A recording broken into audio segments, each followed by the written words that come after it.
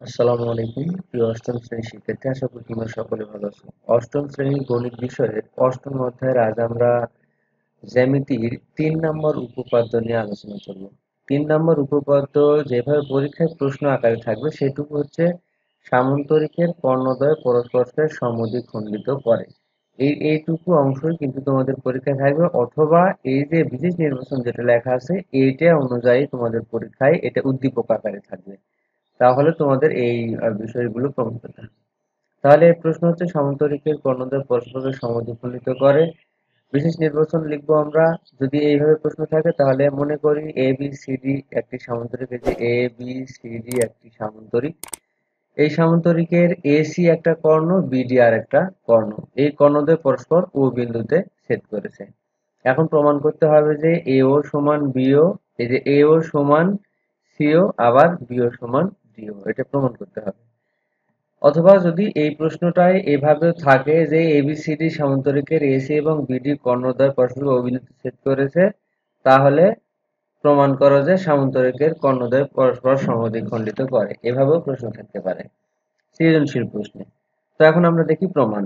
প্রমাণের ধাপ number 1-এ A B এবং ডিসি রেখাদ্বয় সমান্তরাল, অর্থাৎ এই যে এই বিসি সরি এ বি এবং এই ডিসি এই দুটো রেখা কিন্তু পরস্পর সমান্তরাল, এবং এসি এদের যদি ছেদক হয়, অর্থাৎ কোনটা ছেদক, এই এদিকের এই অংশটুকু যদি ছেদক হয়, তাহলে বলা হয়েছে যে কোণ বিএসি, এই যে বিএসি এই কোণ, অর্থাৎ এই যে এই কোণ, আবার এর সমান সমান একান্তর কোণ এসিডি, এসিডি, অর্থাৎ এই কোণ এবং এই কোণ পরস্পর কিন্তু সমান হবে, সেটি বলা হয়েছে।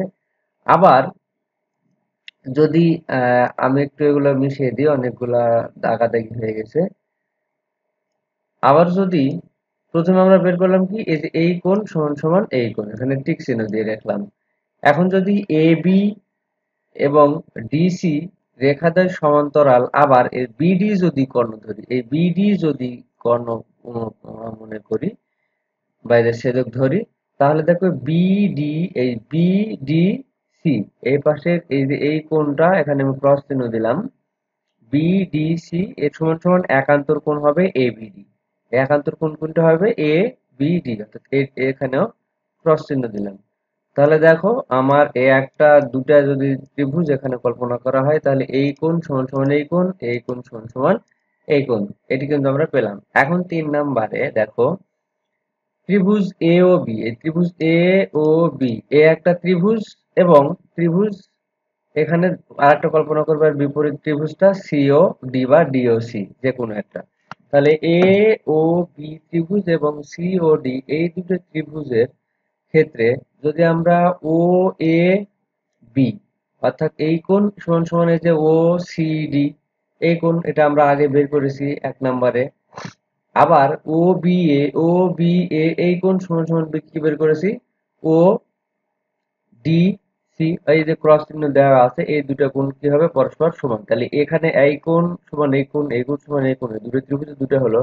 আর এখানে যদি আমার একটা সাধারণ বাহু রয়েছে, সেটা কি এ বি, দেখো এখানে এটাও কিন্তু আমাদের সমান সমান্তরাল, আগে বলা হয়েছে এ বি সমান্তরাল সিডি, তার মানে এই এ বি এবং সিডি দুটি পরস্পর সমান। তাহলে একটা ত্রিভুজ সর্বসম হওয়ার জন্য যে 3টি শর্ত পূরণ হতে হবে, সেই 3টি শর্ত এখানে পূরণ হয়েছে কি, কোণ বাহু কোণ, অর্থাৎ এই যে কোণ, এই কোণের সাথে এই কোণ, এই কোণের সাথে এই কোণ, এবং এই বাহুর সাথে এই বাহু, এই 3টি শর্ত পূরণ হয়েছে। সুতরাং আমরা ত্রিভুজ এ ও বি সমান সমান সর্বসম ত্রিভুজ সি ও ডি এটা বলতে পারি।